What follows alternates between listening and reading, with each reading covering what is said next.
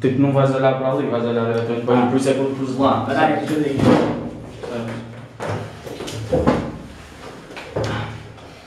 Está bom assim. Tá bom?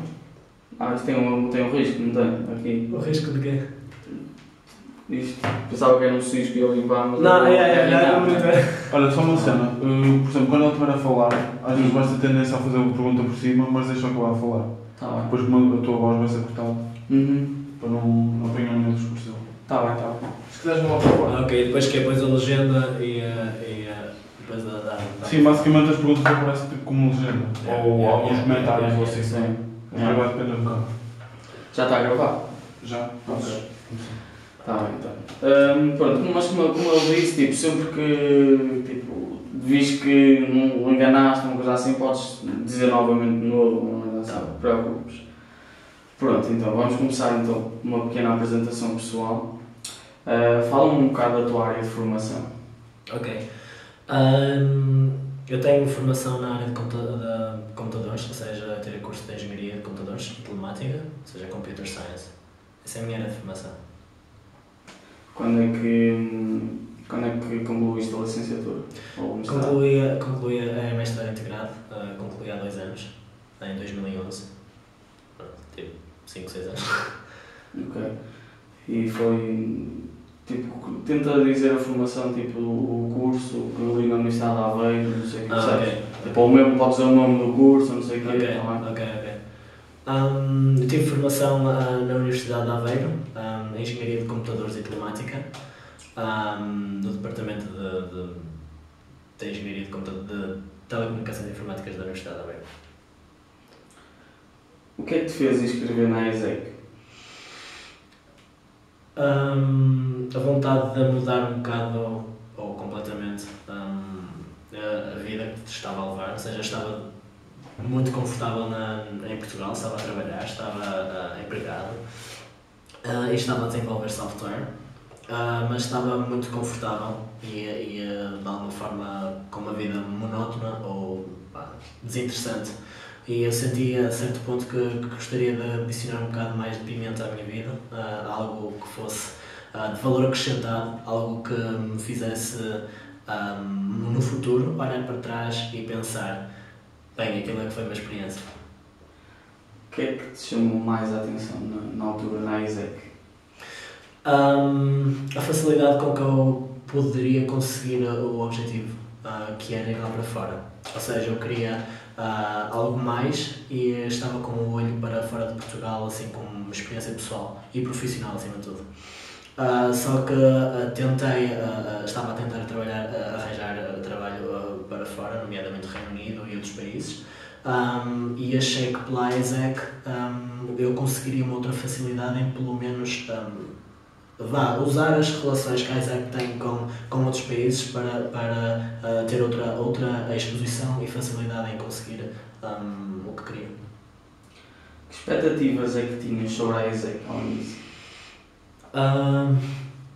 Eu, pelo que consegui estudar da ESEC, era uma instituição, uma instituição, seja composta por estudantes, essencialmente, com estágios remunerados e não remunerados, ou seja, com uma exposição mundial e que é reconhecida, portanto, lá está, a nível mundial, e que tem boa reputação em todo lado. Ou seja, é valorizada pelas empresas e que proporciona bons estágios. Mas antes como é que vias a ESEC antes de entrares mesmo, tipo, recrutado para a organização? Como é que verias mesmo? Como é que eu via a ESEC mesmo? Eu via a ESEC, eu tinha um conceito da ESEC, que era algo que eu poderia usar para fazer estágios internacionais. Ou seja, era mais uma das possibilidades que eu tinha para fazer um estágio internacional. Havia a ESEC, havia o Inove Contacto e havia outros programas do governo. Ou seja, era este conceito inicial que eu tinha da ESEC. E o que é que diferenciou da ESEC e os outros? todos têm, todas estas entidades têm recrutamentos, processos de recrutamento e requisitos diferentes.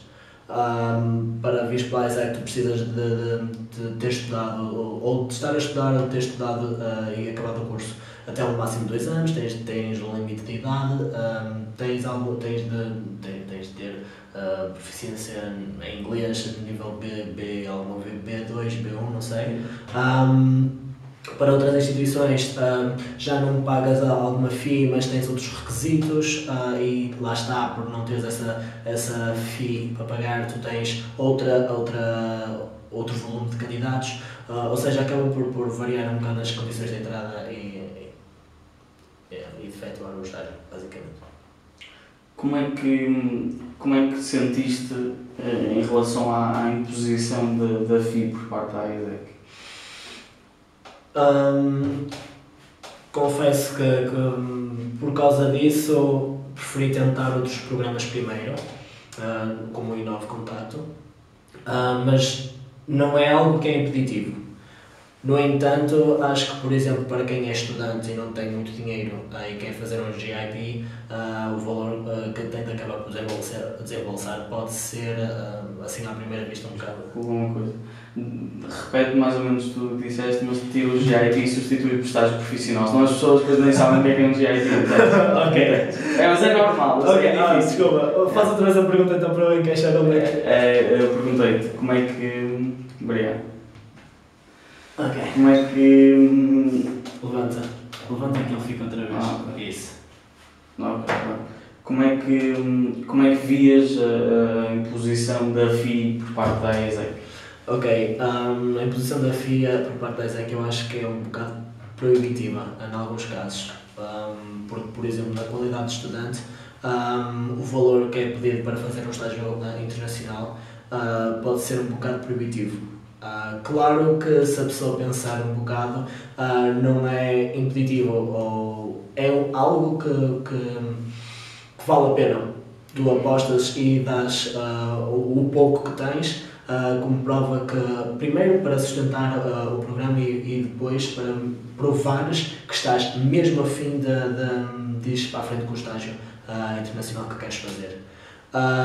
Continuo a achar que é proibitivo que poder-se adquirir esse dinheiro de outras formas, mas que, pronto, é apenas mais um dos requisitos no final de contas.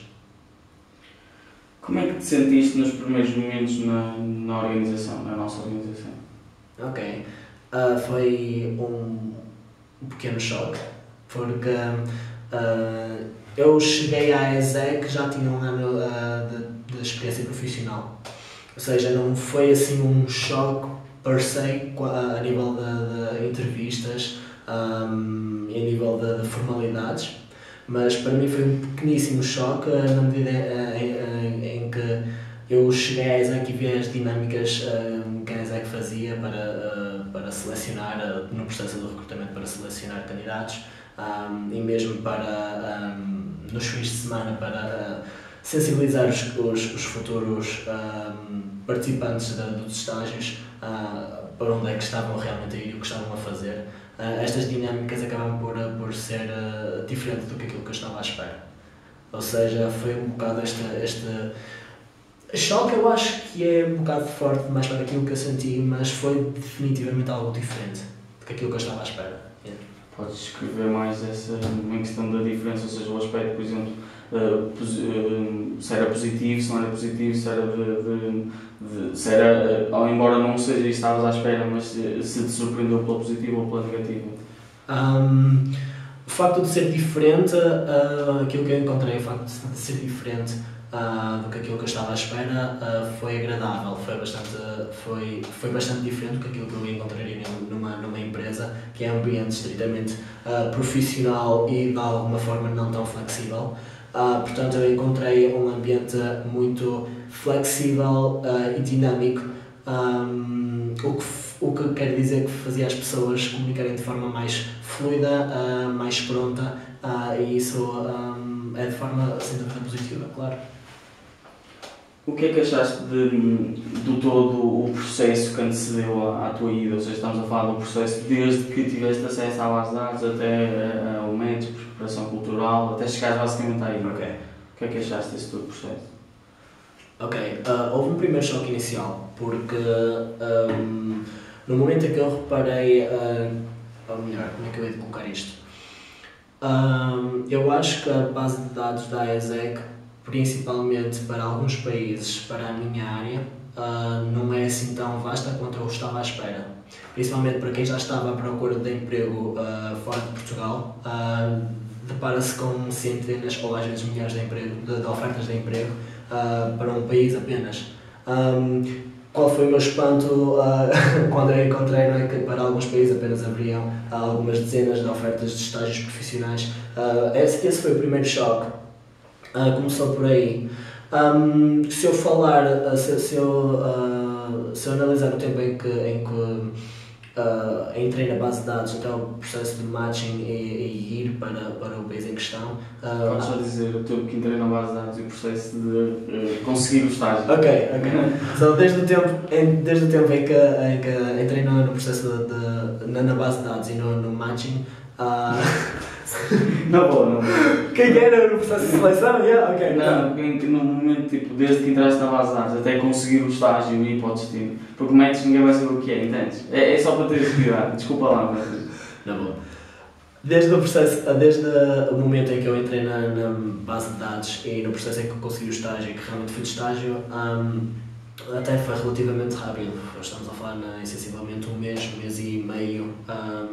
Neste espaço de tempo foi o processo de entrar na base de dados, de procurar, de tentar falar com a empresa, ver com várias empresas, tratar de vistos, marcar viagens, levar vacinas. Neste espaço todo foi um mês no máximo, portanto foi muito curto, foi mais curto do que eu estava à espera. E como é que caracterizavas todo o processo quando se deu à tua ida? Como é que o descrevias? Eu acho que o processo está bem pensado. Há algumas situações em que eu acredito em que não é bem concretizado.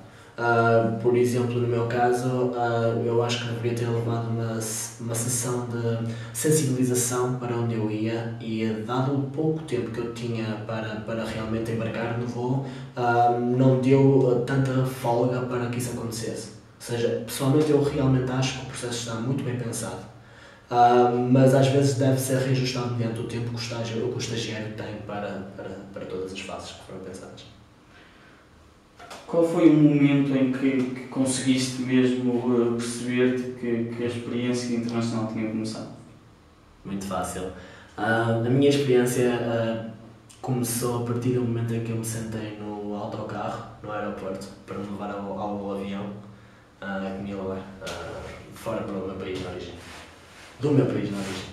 Foi aí que te apercebeste? Foi aí que me apercebi que estava sozinho e que não havia volta a dar. Que já não dava para voltar atrás, que já não dava para correr para os braços dos meus pais. Pai, mãe, arrependi-me. Já não dava para voltar atrás, já não havia uma porta atrás de mim a dizer saída, já não havia essa porta. Quando isso aconteceu, eu reparei, ups, já não há mais voltada. É para o que for. Fala-nos um pouco da empresa, para onde é que tu foste?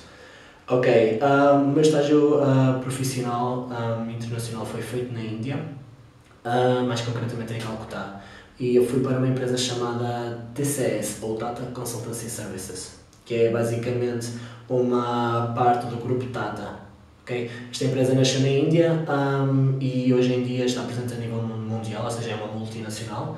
E especificamente falando na Índia, é uma empresa, é a empresa onde como é que eu coloco isto? É a melhor empresa para trabalhar na Índia, para se estar na Índia, com um lucro anual de bilhões de euros, não sei precisar agora neste momento. Ou seja, este grupo Tata tem vários módulos, ou seja, Tata Steel, Tata Consultancy Services, Tata Telecommunications, e eu estava no Tata Consultancy Services, que é essencialmente um módulo, uma empresa ou parte de uma empresa que presta serviços de consultadoria, para outras empresas. A minha função específica foi fazer parte de um grupo offshore, ou seja, trabalhar fora do país de origem do projeto, que no meu caso foi no Brasil. Então eu fui para a Índia a prestar suporte de software para clientes no Brasil. Então foi esta é a empresa e foi isto que eu estive a fazer. E a nível do que fizeste, como é que... O que é que fazias mais ou menos diariamente? Escreve um dia diariamente mais ou menos de trabalho. Ok. A minha função em si, como disse, foi suporte de software. Ou seja, eu prestava suporte de segunda e terceira linha aos clientes, querendo dizer telefonar aos clientes, resolver os problemas que os clientes tinham e quando isto não era suficiente, tentar resolver o problema por mim através do front-end da aplicação, através de base de dados, ou seja, o back-end da aplicação, e tentar perceber quais eram os problemas, ou seja, isto envolvia um suporte, um apoio a um software específico que o cliente usava no dia-a-dia e eventualmente também o teste de funcionalidades que o cliente também ou queria ou estava a usar. Ok, isto era essencialmente o que eu fazia. Claro que eu acabei por fazer mais, como dar aulas de português a coworkers, a colegas de trabalho, ou traduzir documentos português-inglês, inglês-português, fazer traduções também entre reuniões que eles teriam com o Brasil. Eu acabei por fazer um bocado a ponta da comunicação entre o Brasil e a Índia, ou seja, a equipa que estava no local e a equipa que estava fora, overseas, ok?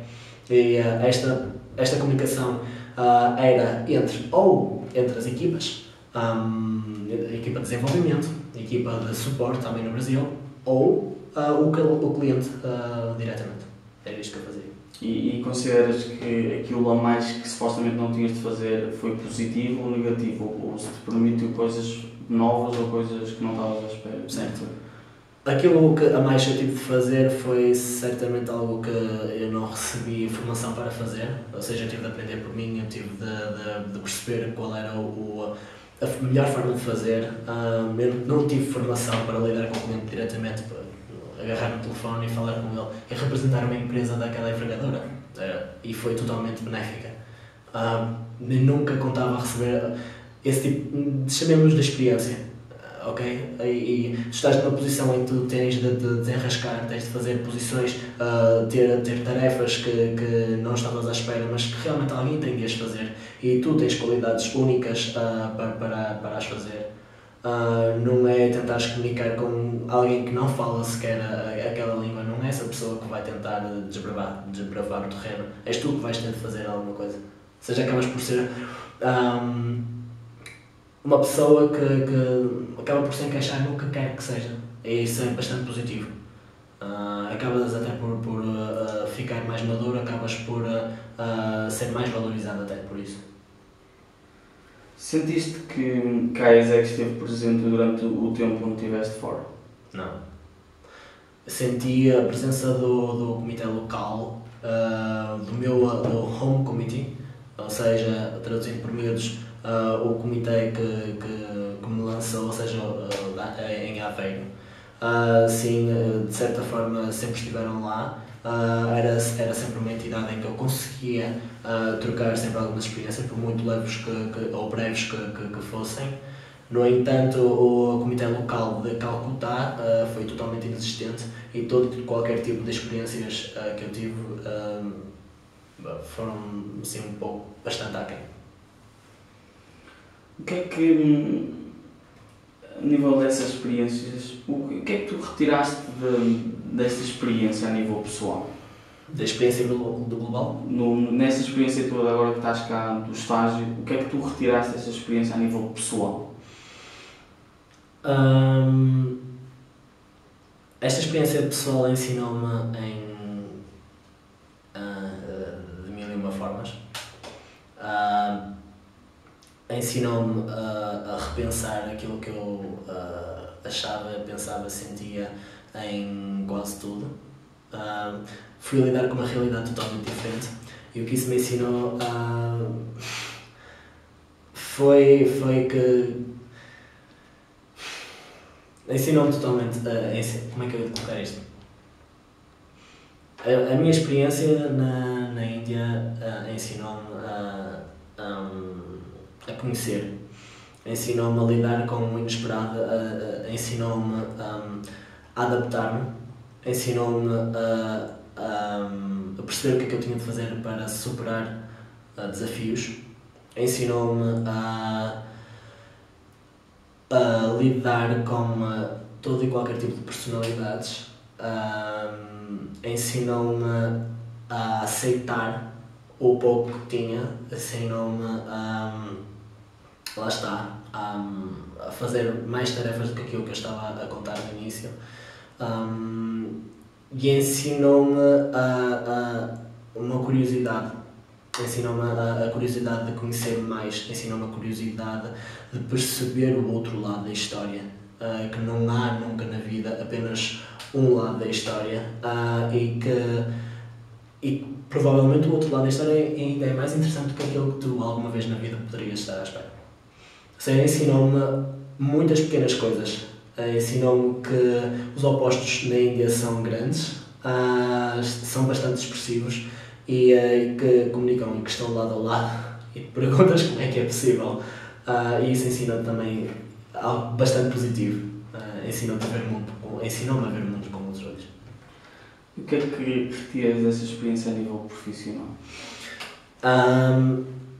Eu retiro uma experiência positiva, uma experiência que me obrigou a fazer tarefas diferentes, e isso foi bastante agradável. Ensinou-me a capacidade de improviso, e é essencialmente essa a grande vantagem que no final deste estágio eu vejo. Como é que vês agora a Tata no teu currículo? Ok, primeiro a Tata, tal como a Google, tal como a IBM, tal como outras grandes empresas, hoje em dia são apenas nomes. A empresa como um grupo, como uma entidade, é extremamente grande. Mas tu, como um profissional que tem um grande nome no teu currículo, não é só por isso que tu és mais valorizado. Ou seja, vai ser apenas a tua função na empresa, aquilo que realmente tu aprendeste de lá é que realmente vai ser isso que conta. A Tata como um grupo é apenas mais uma grande entidade, uma entidade de excelência até. Mas no final de contas, aquilo que tu fizeste, a tua experiência com a empresa, isso sim é que vai contar para ti. Qual foi o momento ou a história mais marcante de toda esta tua experiência na Índia? Ok, tu estás à procura de uma história, de um evento concreto. Se bem que quando eu olho para trás é mais a troca de informação e a novidade que mais me marca. Claro que eu tenho pequenas, grandes histórias, e a primeira que me salta à cabeça é ter de tentar apanhar um comboio e enganar-me no nome. Sei lá, em vez de fazer uma viagem de apenas uma noite na Índia,